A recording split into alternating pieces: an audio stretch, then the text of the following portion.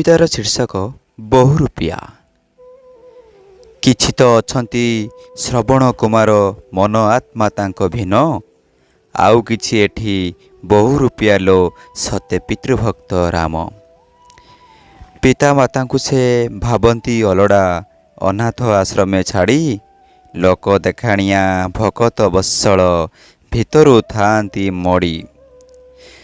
ସ୍ତନ ଦେଇ ଯାକୁ ପାଳି ପଶିଥିଲା ସିଏ ହେଲା ବିଷଧର, ଜୀବନ ବଦଳେ ଜନମ ଦେଇକି କେମିତି ଆଜି ସେ ପର।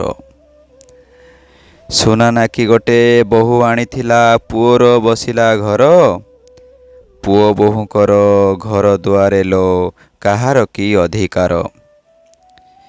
ସ୍ନେହ ସରଧାର ମିଛ ନାଟକରେ ଦୁନିଆ ଯାଉଛି ଭଳି, ସହି ହୁଏ ନାହିଁ ସମ୍ପର୍କ ତୀରଟା ହୃଦୟରେ ଗଲେ ଗଳି। ଧନ୍ୟବାଦ।